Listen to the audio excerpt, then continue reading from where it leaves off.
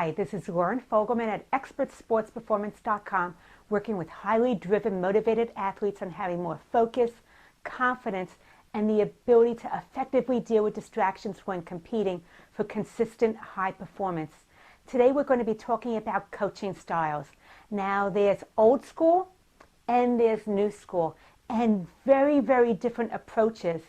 And let's face it, your coach wants you to do well, your coach wants you to be able to win and have great results, but how they go about it with the old school approach or the new school approach is going to really make the difference as to whether your heart is truly in it and whether you're going to dig deep because you really want to be able to please your coach. And one of the things I've seen is that when athletes are working with a coach doesn't always recognize their learning style. And we all have different learning styles. So the more that the coach understands your learning style, the better you're going to be able to follow through with what the coach wants. The other part is some coaches have a big bag of tricks as to how to motivate their athletes, and some, they just have one trick and that's it, and either it works or it doesn't work. So let's see the difference between the old school and new school coaching styles.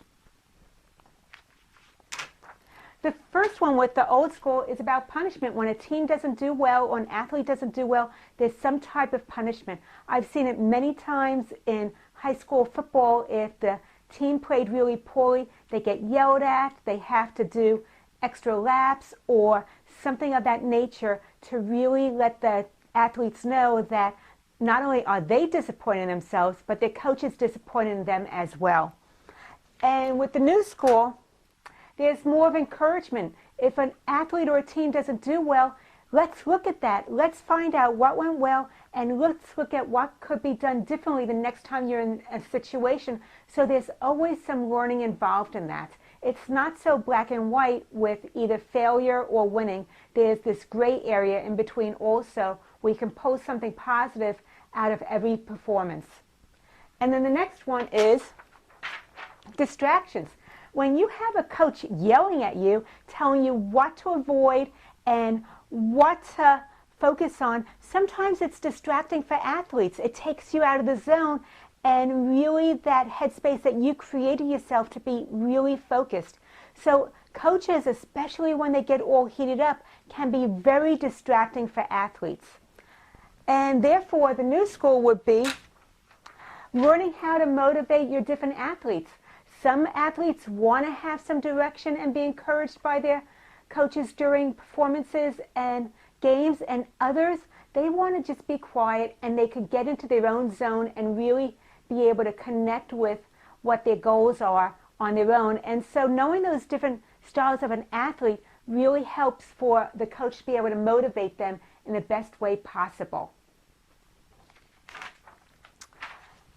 Goals. Now with the old school, it's always about the outcomes. Did you win? What was the score? What was your times? All things that are very external factors and markers. Therefore, there's not a lot that is within an individual control of the athletes. But with the new school, those goals are about attitude and execution, because if you maintain a good attitude, you maintain focus, you execute really well and set up challenges for yourself during the competition, you're more likely to actually reach those outcome goals. Therefore, attitude and execution are two things that are within your ability. And then finally, old school coaches are focused on the problems. They're focused on what's not going well, what to avoid, what you didn't do well enough, how you were not paying attention, all the negatives that come so easily to mind. And you probably know most of the things you didn't do well yourself anyway. And therefore, it just adds to the frustration, the embarrassment, the anger, whatever it might be for you. And then with the new school coaching, it's about solutions. Once again, it goes into learning.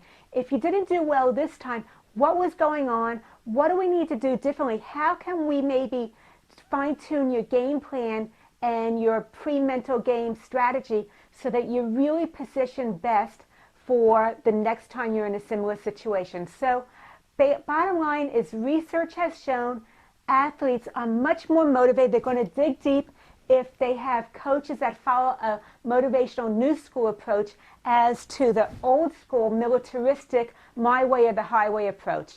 If you're a coach and you're looking to improve your style and get more into that new school groove, then really look at the different learning styles of your athletes. Are you really able to have them dig deep into their motivation and what's driving them to do the best they can? And if you don't know what you're doing well, maybe ask them, or have your assistant coach ask them what makes a good coach and what will motivate them. They'll give you the answers, and then you can start to bring that into your coaching style. I'd love to hear your comments and posts, and if you found that a particular thing about a coach has really helped to motivate you, go ahead and leave a post, and others can really benefit from that in this community.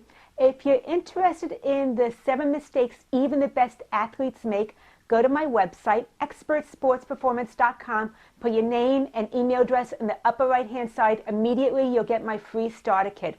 Look forward to talking with you soon. Lauren Fogelman, expertsportsperformance.com. More focus, more wins.